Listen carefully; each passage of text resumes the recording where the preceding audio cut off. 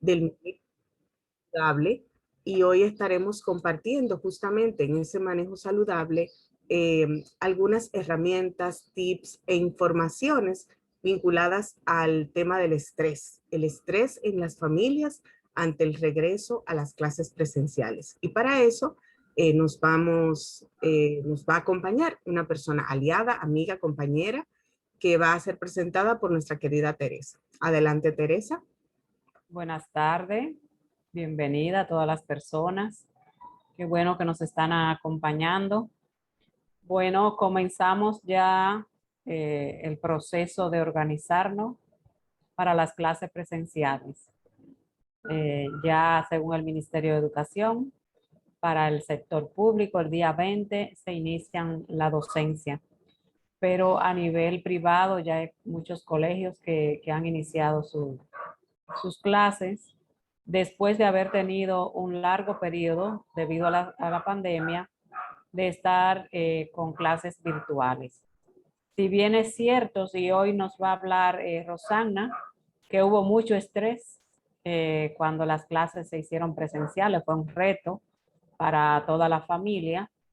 No es menos cierto que ahora el regreso a clases, todavía la pandemia no se ha ido a pesar de que ha bajado mucho el contagio.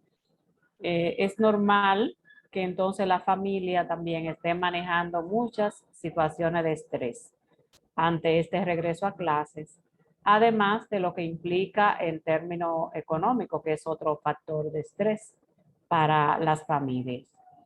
Entonces, estuvimos inquietas en Casa Abierta con este tema y tenemos una colaboradora muy querida que ha estado trabajando justo con familias ante el estrés por la docencia, tanto virtual como ahora presencial. Así que esperamos que sea una actividad, ¿verdad?, de intercambio. Aquí hay muchas personas que son madres, que son padres tal vez, y pueden identificarse muy bien con lo que Rosanna nos va a compartir. Y podemos enriquecerlo también después todos estos planteamientos que Rosanna nos da, que además es una madre que está viviendo este proceso, ¿verdad? Con 3 hijos, en este proceso de retomar las clases presenciales. Rosanna Félix es psicóloga clínica y posee una maestría en intervención en psicoterapia. Canaliza su compromiso con el bienestar mental y emocional a través de consultas privadas y el servicio voluntario que los ofrece en Casa Abierta desde hace un buen tiempo, siempre dispuesta a apoyarnos, a colaborar con las personas que demandan nuestro acompañamiento. Enfoca sus terapias en la combinación de herramientas de terapia cognitiva conductual, la dialéctica conductual sistémica y terapia centrada en soluciones con la psicología positiva. Así que esa es nuestra querida Rosanna, colaboradora de Casa Abierta. Adelante, Rosanna.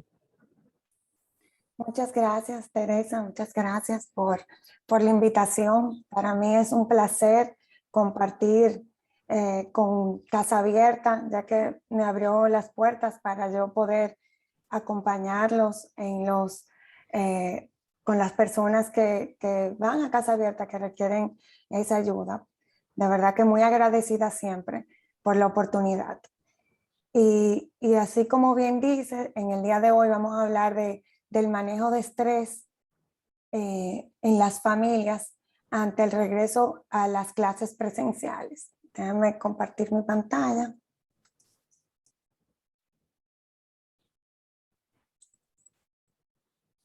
¿La pueden ver bien? Sí, la vemos. Perfecto. Pues para empezar un poquito y entrar en contexto, ya Teresa más o menos nos conversó sobre qué ha pasado y hacia dónde vamos.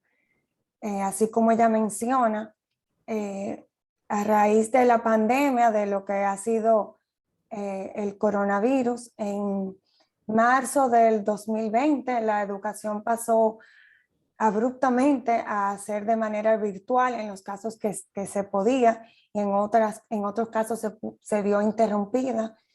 Y ya para el año escolar 2020-2021 se inició formalmente lo que fue la educación virtual.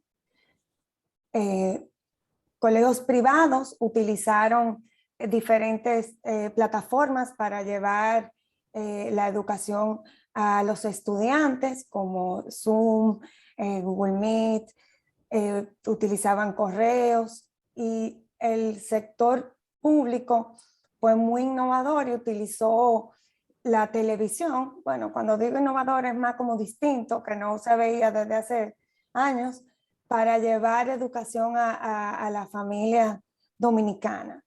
Hizo una combinación de lo que fue la televisión, WhatsApp y unos cuadernillos que los niños tenían que completar y llevar periódicamente al colegio. Y definitivamente hubo muchos retos ahí, porque los padres pasaron de ser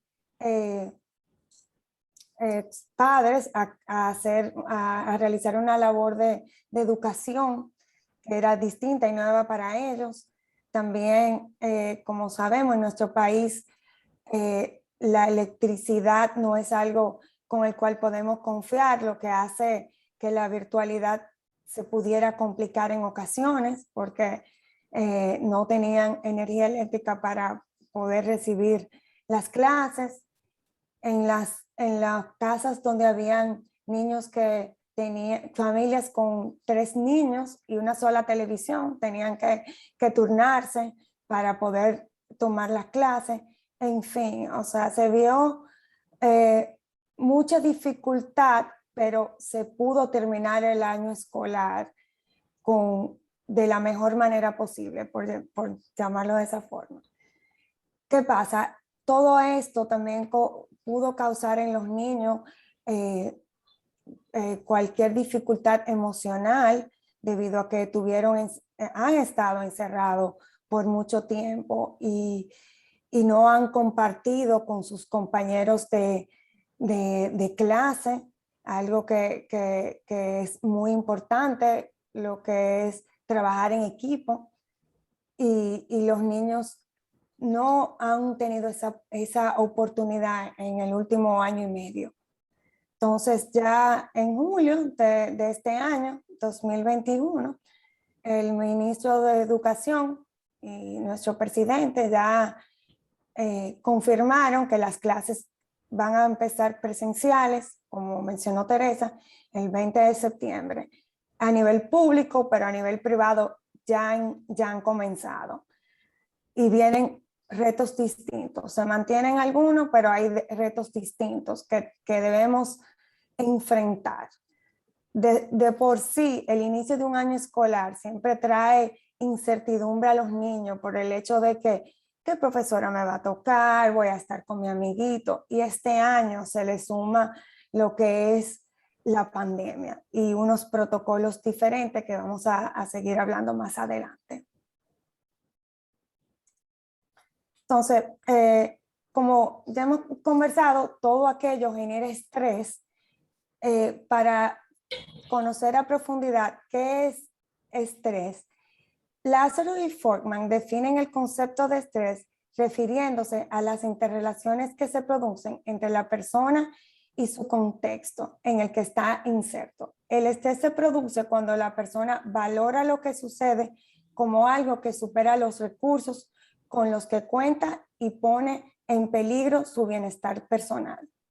Lázaro y Folkman fueron dos psicólogos que estudiaron mucho lo que era el estrés y cómo afectaban a las personas.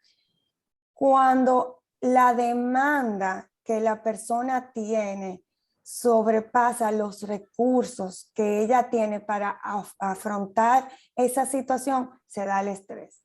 Y tenemos, todos los que estamos aquí hemos tenido estrés en algún momento en nuestras vidas, o sea, diariamente se vive estrés, pero normalmente podemos controlar el estrés con mecanismos que ya el cuerpo sabe y maneja la situación.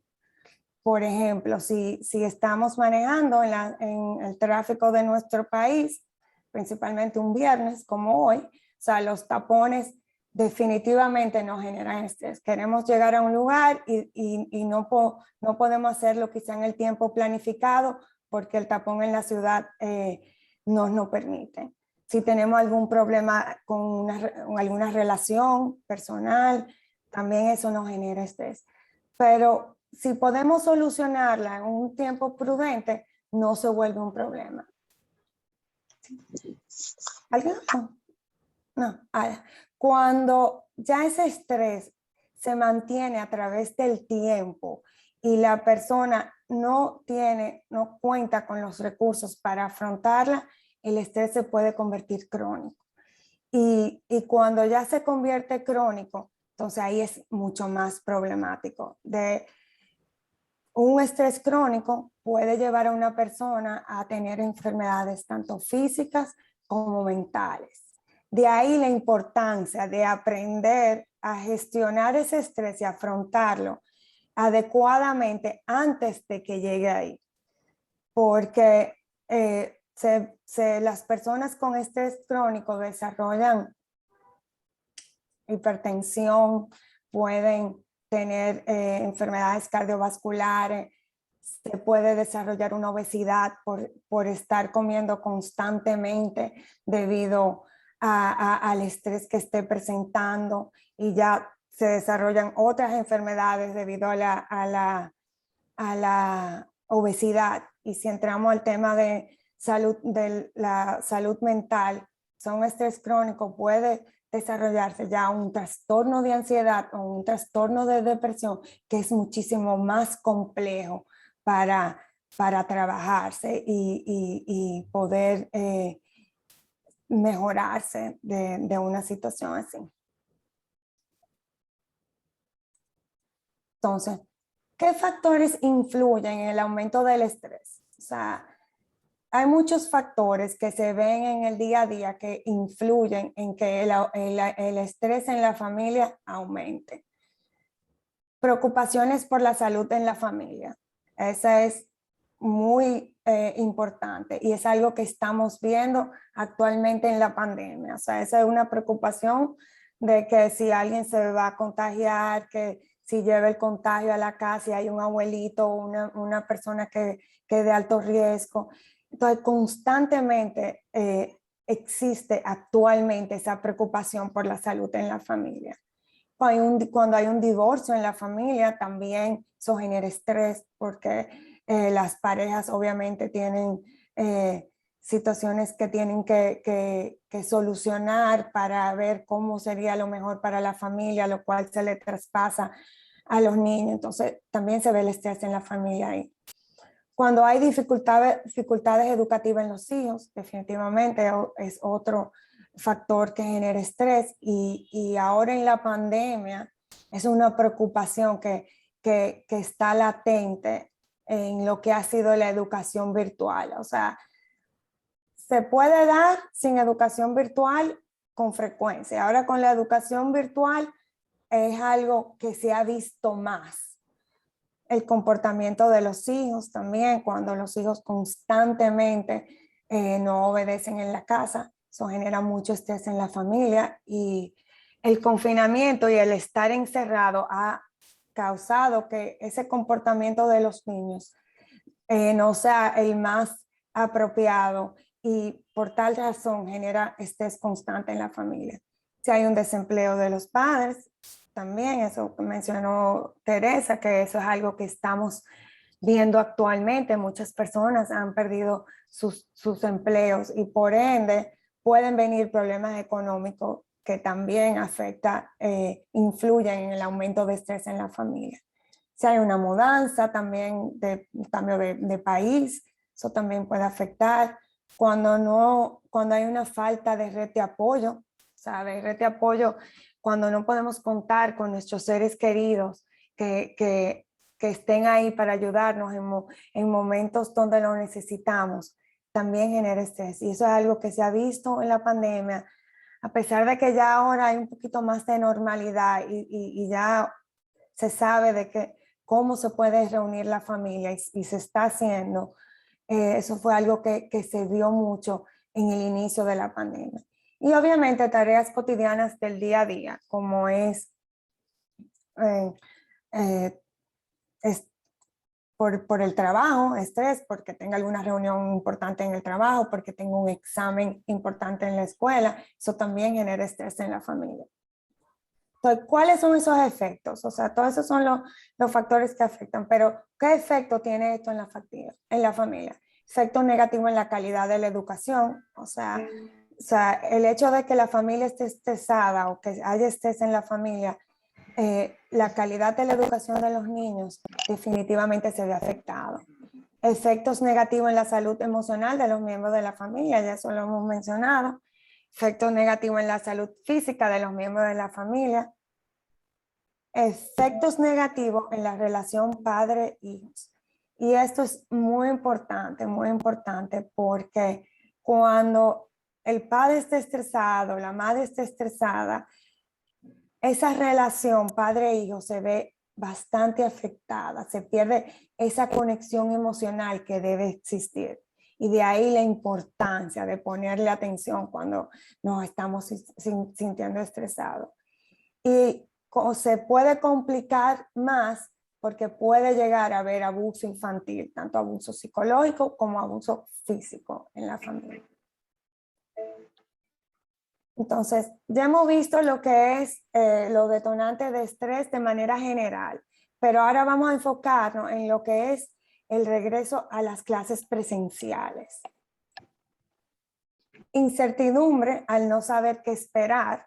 O sea, si bien es cierto, se está trabajando en los protocolos, los colegios están siendo evaluados por el Ministerio de Educación para asegurarse de que los protocolos estén correctamente.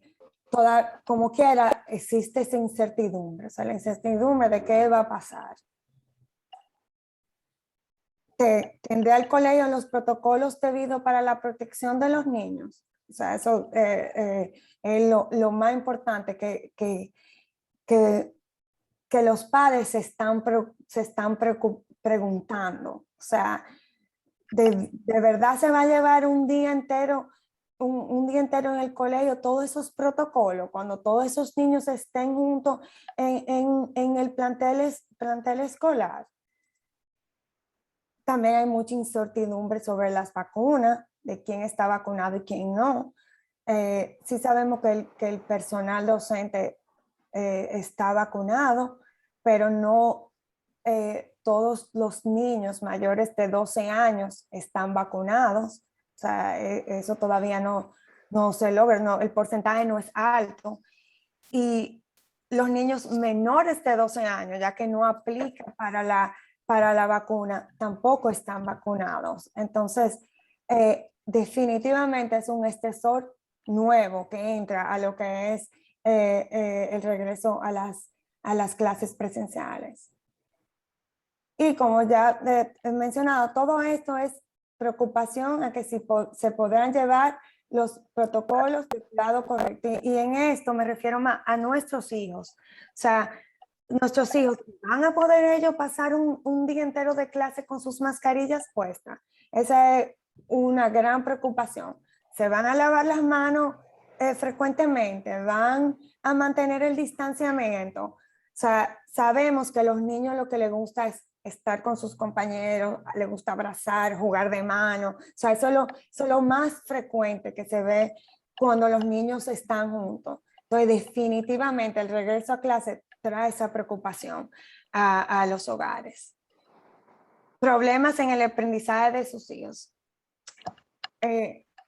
Sí, como sabemos, la educación virtual tuvo esos retos y se han hecho estudios en otros países donde se ve que la educación virtual ha causado una desaceleración en el aprendizaje de los niños. Aquí no creo que haya uno reciente luego de la pandemia, pero justamente hoy salió en el Diario Libre un artículo que hablaba de un estudio del 2018 donde decía que el 62% de los niños de 10 años no pueden leer ni entender un texto simple. Entonces, es una preocupación que viene desde antes y ahora hemos estado en una educación virtual distinta.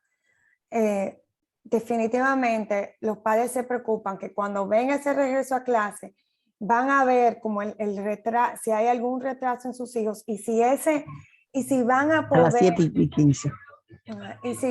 Y si van a poder lograr... Coño, te Pero estoy yo no diciendo. estoy haciendo.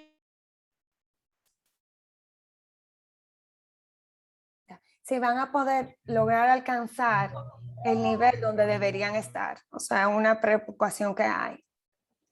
Entonces, ¿cómo pueden los adultos identificar si están presentando estrés? O sea, sabemos que hay dolor de cabeza, dolor en el cuello, cansancio, problemas para iniciar el sueño o si sentimos como muy cansados y dormimos demasiado. Podemos tener malestar en el estómago, utilizar el alcohol o las drogas para podernos relajar. O sea, eso es una señal de que estamos estresados y que necesitamos algo adicional para ayudarnos a relajarnos.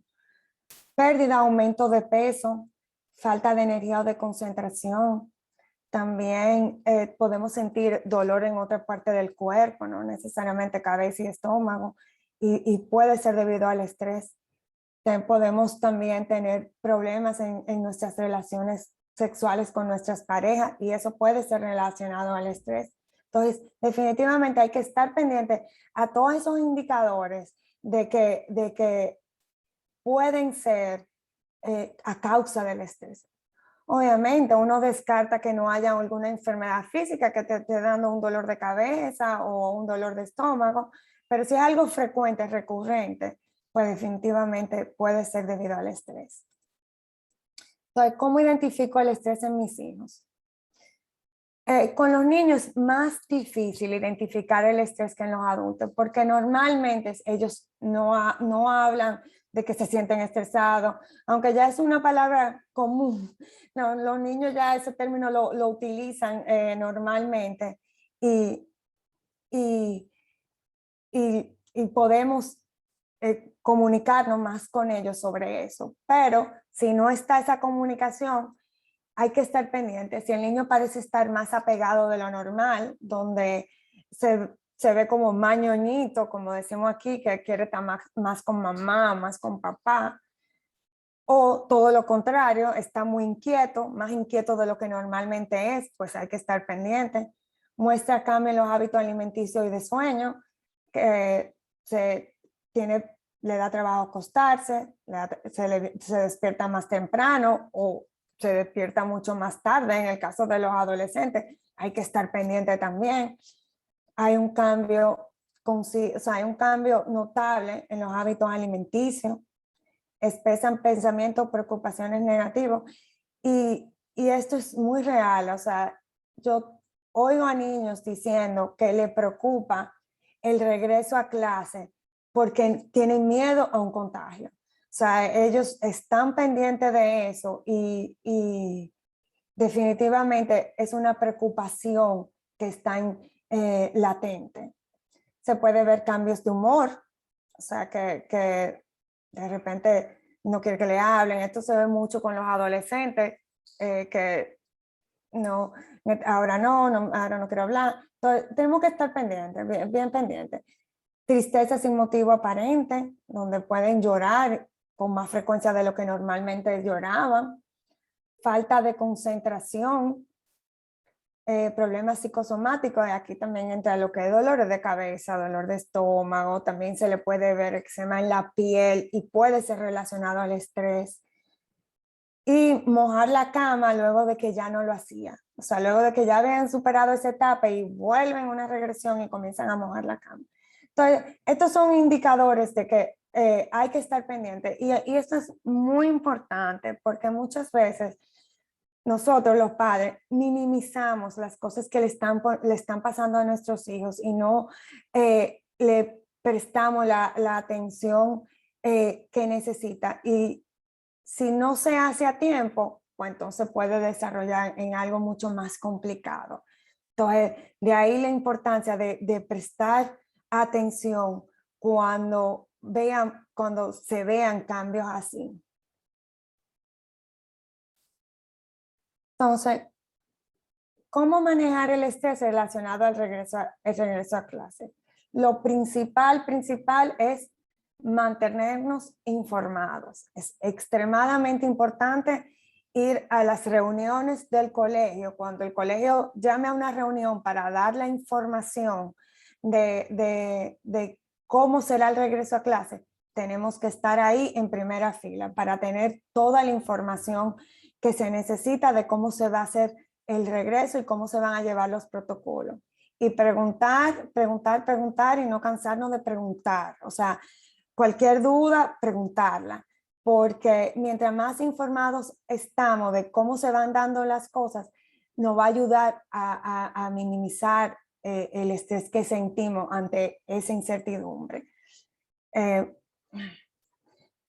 Mantener esa comunicación abierta con los profesores y padres de la comunidad. O sea, eso no es que nos vamos a informar al principio del año escolar y ya arrancan y no nos vamos a involucrar más. No, definitivamente hay que seguir esa comunicación con los profesores para ver cómo van las cosas, con los padres, algo que quizá uno no escuchó, poder hablar con otro padre de que el niño esté en el aula con su hijo. Eso es muy importante.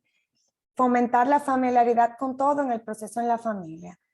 Con esto, antes del regreso a clase, es sentarnos con nuestros hijos y repasar todo lo que son los protocolos para el cuidado en la escuela. O sea, cómo se pone la mascarilla y practicar. O sea, la mascarilla se pone tapando la nariz y la boca.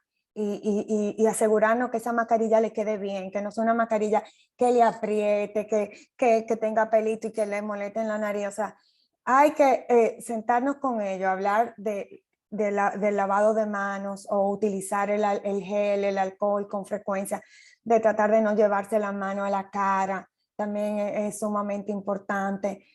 Y este es también muy importante, de no prestarse los útiles. O sea, cada niño tiene que tener sus útiles y no pueden tener un intercambio ni de útiles ni de meriendas. Eso también es algo que los niños comúnmente hacen. Entonces, ahora en regreso a clase en pandemia, eso es algo que se debe limitar. Preparar todo lo relacionado al regreso a clase con antelación y aquí involucrar a los niños. A ellos les encanta que si van a comprar el uniforme o si útiles o organizar la mochila con los cuadernos. Todo eso nos ayuda a sentirnos más preparados para cuando ya inicie. Estar positivo para de esa forma transmitirle esa positividad a los niños, porque si los niños ven que papá y mamá están estresados, definitivamente ellos se van a sentir estresados. Sí sabemos que es algo distinto, pero transmitirle ese mensaje, sí sabemos que es algo distinto, pero están todos los protocolos en marcha para que todo salga bien. El colegio es un lugar donde tú vas a aprender muchísimo y a compartir con tus compañeros. Entonces, mantener ese mensaje siempre en el hogar. Ser honesto ante algún posible contagio o exposición de algún miembro del hogar. Y esto sí es sumamente importante, porque cuando toda la comunidad nos comprometemos a ser honestos en que en el hogar hay alguien que está contagiado o que tuvo una exposición y que todavía no se sabe, y no mandar al niño a la escuela para evitar contagios en la escuela, todos nos vamos a sentir más tranquilos. Y esto es muy importante porque muchas veces, como comúnmente hay en nuestro país, hay gripes, virus que andan y asumimos que es una gripe, que no es COVID, pero los síntomas son iguales a los de COVID. Entonces, de ahí la importancia de uno descartar, o sea, de hacerse una prueba y descartar que no sea COVID antes. Si se van a quedar todo en casa, no. O sea, si no pueden hacerse la prueba, bueno, van a estar todos en casa. Pero si van a mandar al niño a la escuela, hay que descartar que no sea COVID antes de que él vaya. Yo sé que ya ahora van a ser muchos, los colegios van a ser y están siendo muy estrictos con el tema de que no pueden ir niños con ningún tipo de síntomas, o sea, no puede ir niño con tos, no puede ir niño que esté congestionado, o sea, ya eso no va a pasar, que antes eso era algo que comúnmente se daba. Entonces, seguimos. Otra cosa que ayuda muchísimo con el estrés en general es mantener el orden en el hogar, o sea, hogar caótico, mente caótico, y eso es real. Si tenemos mucho reguero en nuestros hogares, así mismo va a estar nuestra mente. Entonces, definitivamente nuestros espacios tienen que estar organizados. El lugar donde el niño va a hacer la tarea tiene que estar organizado para que él se sienta que puede trabajar tranquilo. Establecer las rutinas en el hogar, rutinas que tengan tiempo de estudio, tiempo de ocio.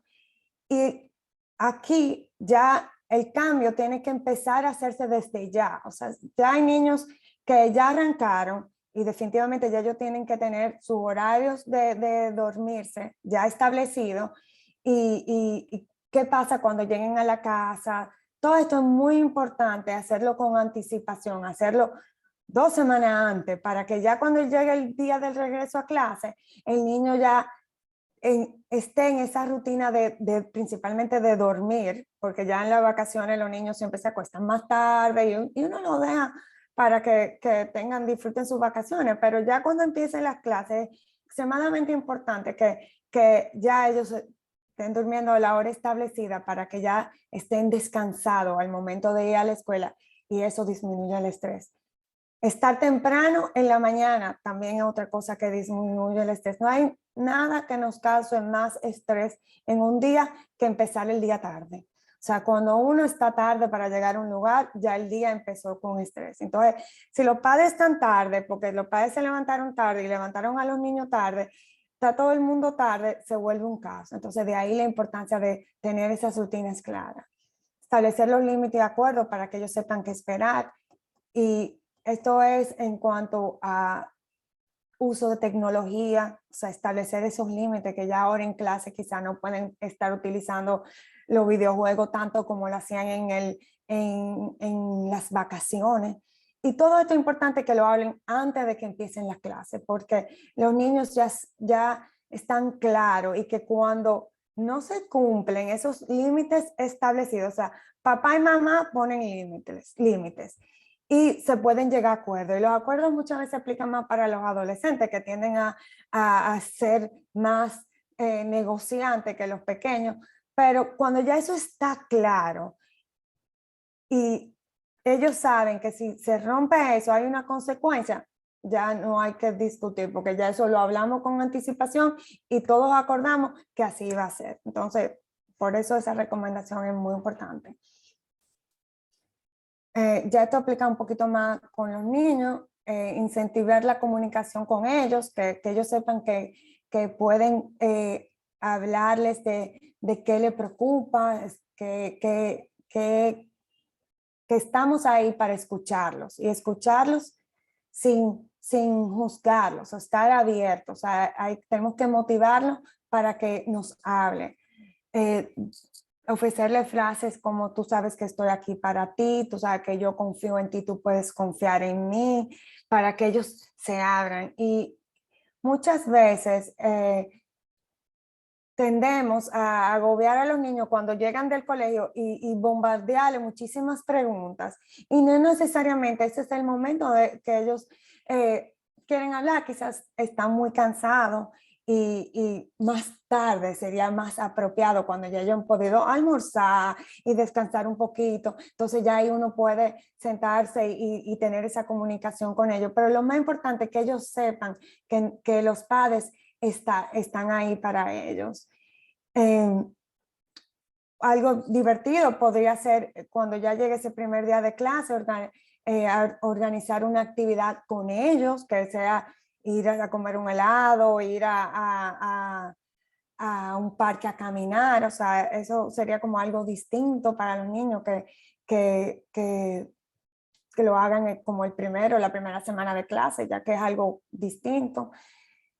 asegurarles que no están solos, y con esto me refiero a que si bien es cierto, ellos se pueden estar sintiendo estresados, algunos, porque hay otros que van a ir felices, hay muchos que todos están locos por regresar a clase, todos queremos que ellos regresen a clase, pero uno va a expresar más preocupación que otro y decirle, mira, puede ser que esto te esté preocupando y sí es cierto, o sea, validarle su emoción y decirle, probablemente otro de tus amiguitos también se esté sintiendo así, y sus maestros saben y van a estar ahí para acompañarlos emocionalmente durante este regreso a clase. Y yo sé que así lo están haciendo en muchos colegios, o sea, las psicólogas escolares están teniendo charlas con los niños para trabajarle todo lo que ha sido las emociones que han vivido durante toda esta pandemia. Otra cosa importante es que si el hecho de que los niños lleguen a clase y ya tengan mucho tiempo que no hayan visto su compañerito de colegio, lo hace también un poquito distinto. Entonces, algo que uno puede hacer es organizarle una actividad fuera del colegio con ese compañero. Una actividad al aire libre puede ser, o algún compañero nuevo que tenga para que él se pueda familiarizar y se sienta más cómodo cuando ya esté yendo al aula. Estar presente, o sea, y si pueden estar ahí cuando ellos regresen esas primeras semanas, estar ahí para recibirlos, si no, llamarlos o dejarles una notica como de cómo te fue y eso, todos esos detallitos hacen sentir muy bien a los niños. Fomentar las herramientas de autocuidado para todos en el hogar. Y las herramientas de autocuidado para mí son extremadamente importantes y creo que cada vez que hablo las menciono porque yo creo que es algo que debemos todos incluir en nuestro día a día. Y cuando digo las herramientas de autocuidado, puedo mencionar las principales: mantener una alimentación balanceada, hacer ejercicio físico, tratar de hacer ejercicio físico por lo menos 3 veces a la semana, también es sumamente importante. Utilizar ejercicio de respiración para relajarnos, y más adelante le voy a hablar de 2 ejercicios que los pueden ayudar. Conectar con nuestros seres queridos es otra herramienta poderosa de autocuidado. O sea, el ser humano es un ente muy social y necesita esa conexión. Si bien es cierto, tenemos que tener un distanciamiento físico, yo le llamo más físico que social, es un buen distanciamiento físico, pero se pueden hacer actividades al aire libre, se pueden hacer actividades con mascarilla para poder compartir. Practicar la gratitud, eso es algo que ayuda mucho a lo que es el bienestar. Si estamos almorzando en el hogar, pues es un ejercicio que pueden hacer y con los niños decirle de por qué estás agradecido hoy. Cada uno da una frase de por qué está agradecido. Eso también es muy importante. Otra cosa que a mí me gusta mucho recomendar es utilizar el humor. O sea, ver películas, comedias o seguir en las redes sociales cuentas de humor y sacar ese momentico para ver esa cuenta de humor nos ayuda a relajarnos también muchísimo.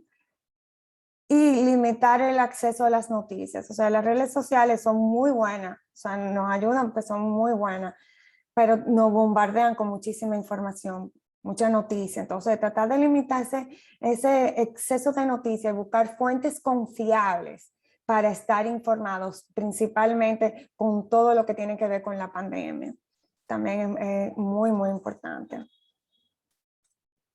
Entonces, aquí le quiero hablar un poquito de cuáles son los ejercicios de relajación dos ejercicios de relajación que pueden ayudarlos a manejar ese estrés cuando lo necesitamos. Importante de practicarlos antes para que cuando se necesita saberlo utilizar. Entonces, el primero es la respiración 4-7-8, que fue creada por Dr. Well y muy recomendada para ayudarnos a relajarnos antes de dormir, cuando estamos ansiosos, nos ayuda cuando tenemos ese deseo de comer y no es el momento de comer, nos ayuda a relajarnos. Entonces, la respiración consiste en uno con la lengua, se pone la lengua atrás de los dientes de adelante de la encía, inhala en 4 por la nariz, ¿verdad? Mantiene la respiración en 7 y exhala por la boca con un sonido como en 8 segundos. Así es que funciona y la vamos a practicar en un ratito. Déjenme explicarles lo que son los ejercicios de relajación progresiva de Jacobson. Los ejercicios de relajación progresiva de Jacobson se utilizan también para relajarnos, pero son más extensos que lo de respiración. Y ayuda muchísimo a dormirnos para conciliar el sueño también. Consta de 3 fases. La primera fase es de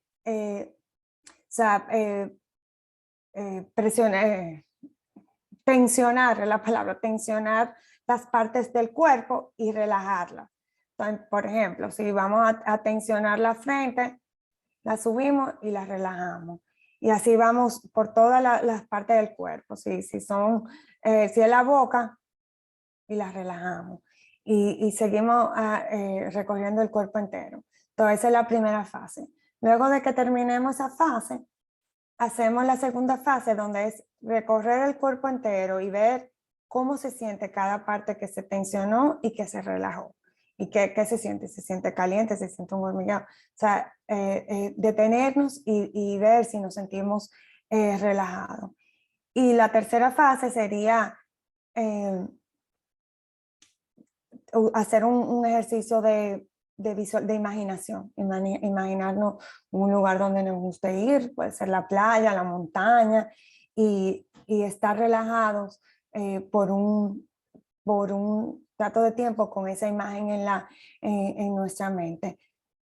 O puede ser también mantener la mente en blanco.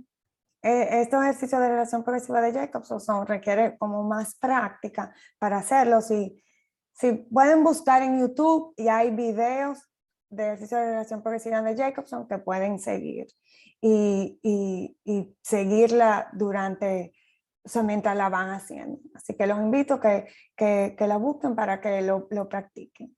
Entonces ahora quiero, si quieren hacer un ejercicio de respiración 4-7-8, lo podemos hacer ahora.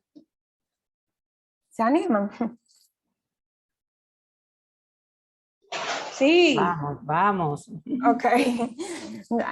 Bueno, pues lo primero que tenemos que hacer es, si estamos sentados en una silla, recostar nuestras espaldas atrás, sentirnos cómodos. Si estamos acostados, se pueden quedar acostados, no hay problema con eso. Y yo lo voy a ir diciendo para que lo vayan practicando y después lo vamos a hacer todo en nuestra mente. Entonces, lo primero es, vamos a poner la lengua atrás primero tenemos que exhalar un poco. Y yo lo voy a hacer y ustedes van a ir siguiéndome. Entonces, ahora ponen la lengua atrás de los dientes. Entonces, aquí inhalan por la nariz en 4. Aguantan en 7. 1, 2, 3, 4, 5, 6. Y exhalan en 8. Entonces ahora vamos a hacerlo y cada uno puede llevar su conteo en la mente. Bueno, empecemos.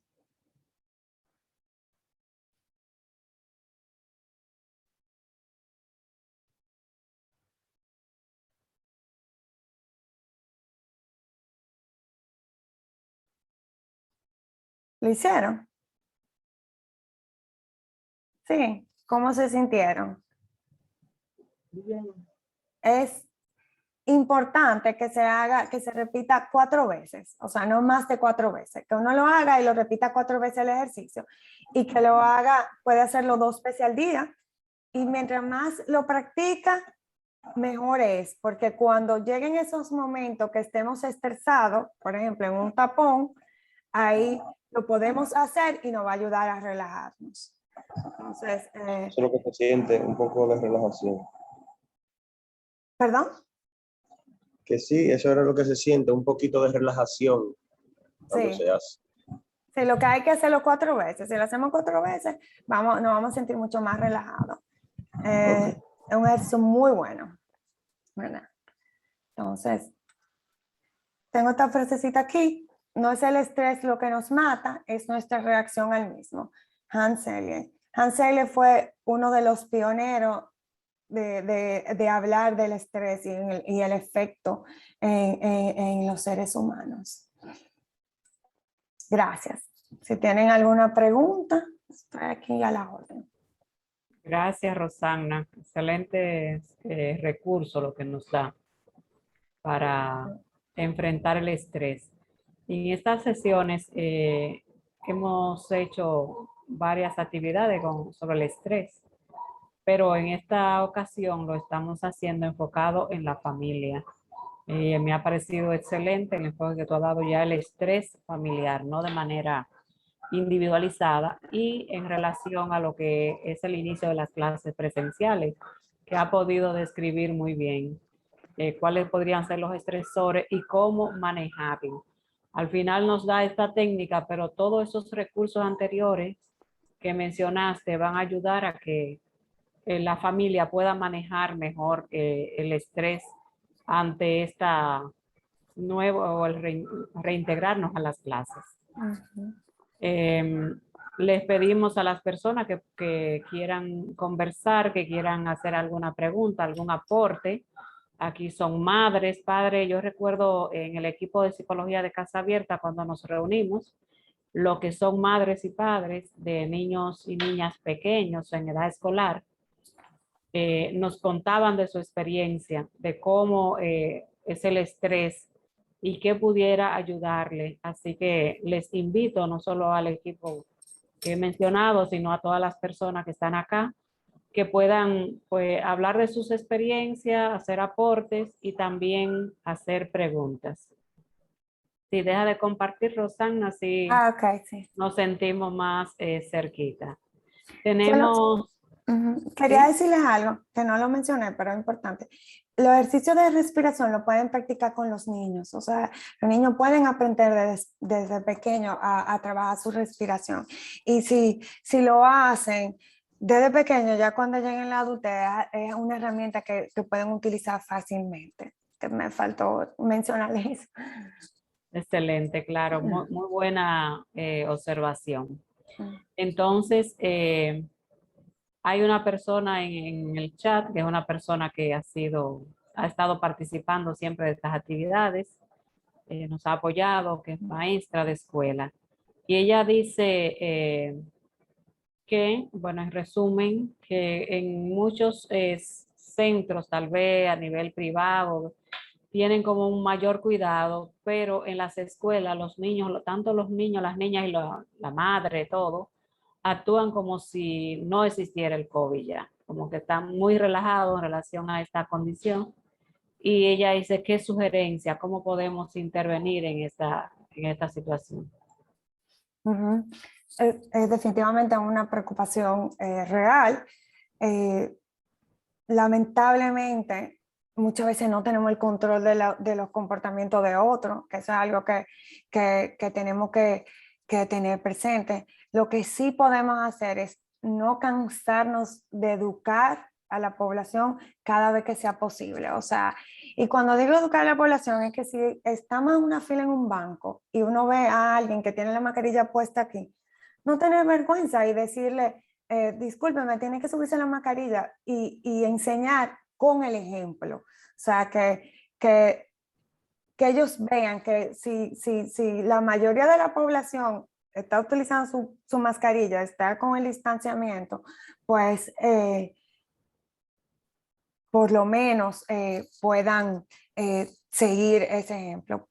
Es real, es una preocupación muy real de que cuando regresen a las aulas, todos los niños en el sector todos los sectores, porque eso puede pasar en cualquier colegio, puede haber un aumento de contagio y tenemos que estar preparados para que eso pase. Y que si eso pase, saber que si hubo un contagio que fue en la escuela, en un aula, y mandaron a todos los niños a la casa, pues la educación va a tener que seguir virtual y los padres van a tener entonces que ahí entrar y apoyar, porque es una preocupación real. En Estados Unidos está pasando, o sea, hay colegios que han abierto y han tenido que volver virtual porque han tenido contagios en los colegios.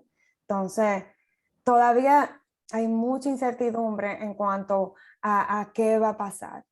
Sí, debo decir que siento que nuestro presidente está haciendo un buen trabajo en tratar de que los protocolos en las escuelas se cumplan. Puedo hablar por el colegio de mis hijos. El colegio de mis hijos recibió varias visitas del Ministerio de Educación para asegurarse de que esos protocolos se estuvieran cumpliendo. Entonces, si eso es con los colegios privados, yo espero que también eso se traspase a lo que es el colegio el público y que sean estrictos con los padres de los niños que asisten a esos centros.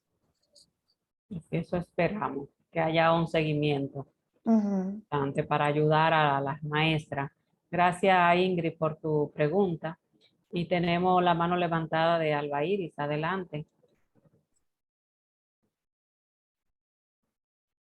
Alba Iris, ¿nos escucha?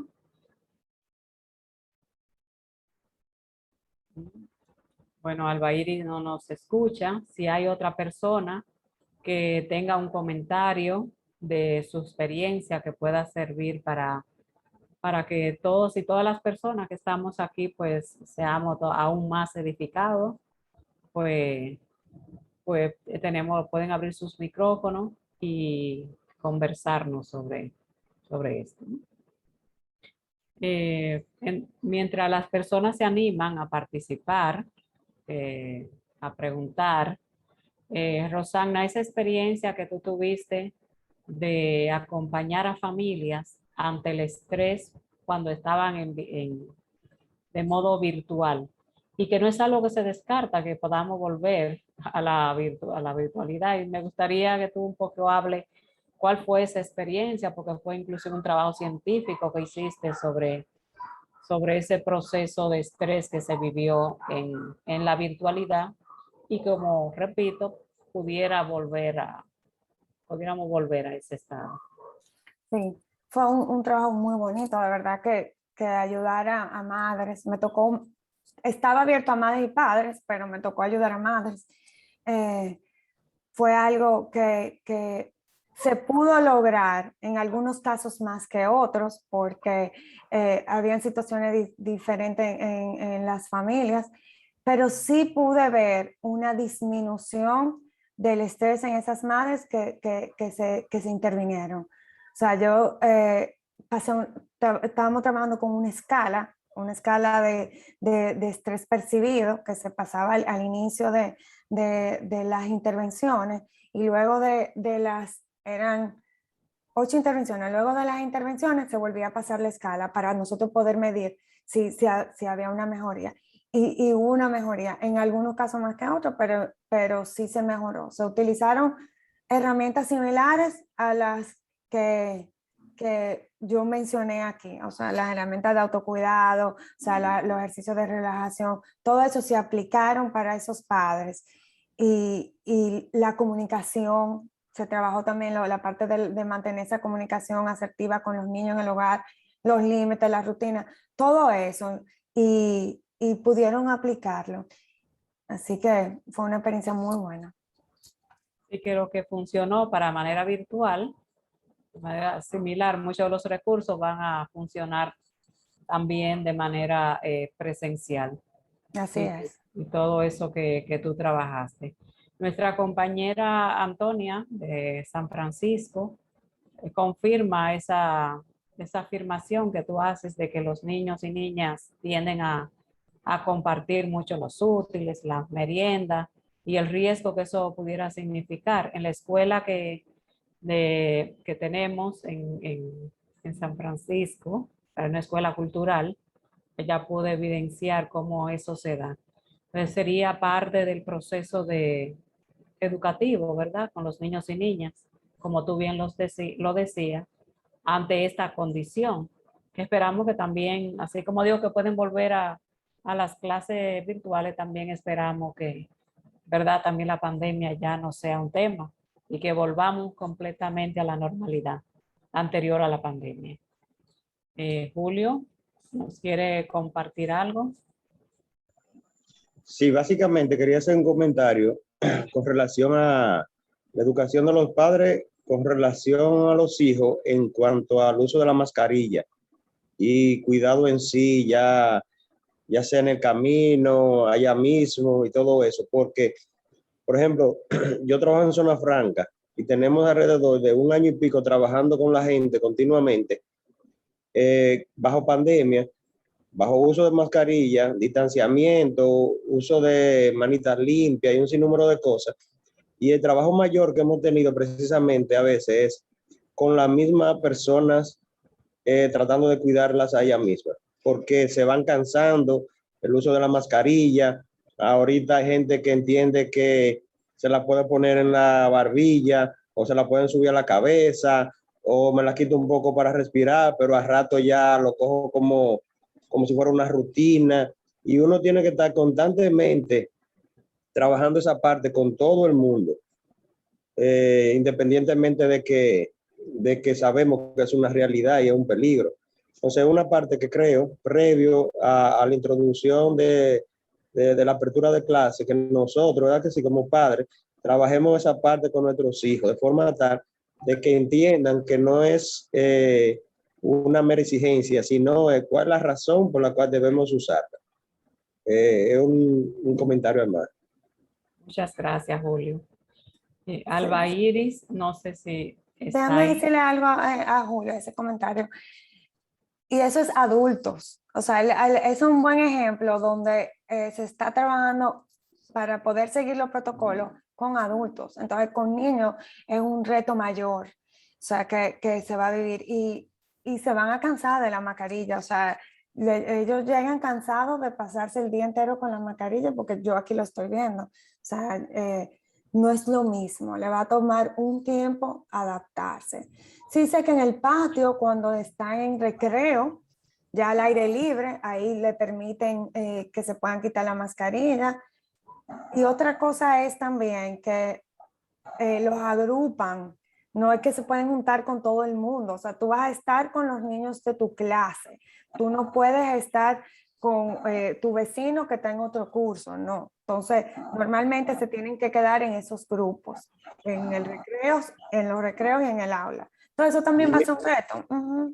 Y agregar, Rosana, y también que de antemano todos deben de tener mascarillas múltiples, entiéndase, por lo menos 5, porque diariamente con la temperatura actual que tenemos, uno suda mucho y se van, o sea, tú no puedes estar repitiendo la misma mascarilla de hoy para mañana. Entonces, eso es un punto a tener en consideración. Se reusan, nosotros usamos que se lavan, se pueden lavar 2, 3, 4 veces, ya después de ahí hay que desecharla, pero hay algunas, dependiendo qué tipo, no se pueden reusar, pero independientemente de que se puedan lavar, no se puede repetir hoy y mañana, o sea que hay que tomar ese punto en consideración, porque habrá gente que no podrá tenerla. Pues entonces, no sé, en un momento dado, si habrá que hablar de donar alguna, no sé, para agregar, darle a uno que otra gente y así sucesivamente. Sí, yo entiendo que sé que hay colegios que tienen esa reunión inicial donde se explica todo eso y que le piden que lleven mascarilla extra siempre en su mochila. O sea, todo eso lo tienen, cada colegio tiene que hablarlo con los padres antes del regreso a clase. Entonces, esperemos que los colegios que no han iniciado y el sector público se comiencen a dar esas conversaciones antes de que los niños regresen a las clases. Y eso hace que se sume otro más peso económico para la familia, como nos dice nuestra compañera Nelsis, es un factor de estrés cuando los niños y niñas van a retomar las clases. Frecuentemente, y ahora se suma más porque hay que también prepararse para este protocolo de higiene, ¿verdad? La mascarilla que ya está hablando usted de Julio, la mascarilla para una familia que tiene 5, 6 hijos o hijas que van a la escuela, todo lo que eso podría implicar. Eso nos dice nuestra compañera, y también una Dominga, que entiendo que es maestra, nos habla más bien de la incertidumbre que se vive y que tanto maestras y maestros están viviendo. Se están entendiendo el protocolo, están muy buenos, ¿verdad? Se ve un plan muy bonito, así como ustedes han hablado, pero está la incertidumbre que también ustedes han señalado si va a ser factible el cumplimiento de ese protocolo por todo lo que se ha mencionado. Pero tenemos que volver a las aulas y es lo mejor que puede pasar. Yo opino, ¿verdad? Porque un año así como el que pasó no pudo, no sé con los estudios que se harán, pero la percepción es que que es un retraso que vamos a tener, aparte de que nuestra educación está tan baja, nuestros niveles, y ahora vamos a tener un retraso mayor. Entonces hay que buscar la manera de volver a las aulas, pero tenemos que saber todas estas condiciones que se ya están previendo, aunque tengamos incertidumbre, e ir nosotros haciendo nuestro rol como maestra, o maestro, nuestro rol como madre o padre, cada uno hacerse responsable de esta nueva realidad. Milagros también nos dice que hay un problema de educación ciudadana, que es lo que las inquietudes que han dicho, bueno, aquí no está pasando nada, ya todo, ya el virus se fue, y no es así. Ya estamos vacunados, ya no, pero bien nos decía, y así dicen las estadísticas, el hecho de que muchos adolescentes todavía no estén vacunados, que van a la escuela, es un alto riesgo, y los menores de 12 años que no pueden, todavía no califican para vacunación. Entonces, aunque maestros y maestras estén vacunados, está toda esa población que tiene esta condición, entonces tenemos que ver qué es de riesgo. Y nosotros siempre miramos la experiencia de otros lugares que comienzan primero, lo que va pasando. Espero que nos sirva a nosotros como referencia para ir manejando esta situación. Porque es manejar, porque este virus tú no sabes cómo va a venir, si va a venir otra variante, entonces las decisiones se van tomando en base a lo que va ocurriendo. Ahora se ha decidido ir a la docencia presencial, pero eso pudiera variar por lo menos en algunas escuelas o municipios, como ha pasado en otros países, que entonces se van, ¿verdad?, tomando medidas donde aparecen esos casos. Así que yo la invitación final que hago es que podamos, ¿verdad?, verlo con entusiasmo, el hecho de que la niñez vuelva a la escuela presencial, y al mismo tiempo con compromiso de protegernos, de proteger a toda la población educativa, cada uno haciendo el rol que le corresponde de manera responsable. Así que muchas gracias, Rosana, por acompañarnos. Gracias a ustedes, de verdad, por la oportunidad, y a todos los que están aquí presentes por tomarse un tiempito de su viernes para estar aquí con nosotros. Muchas gracias.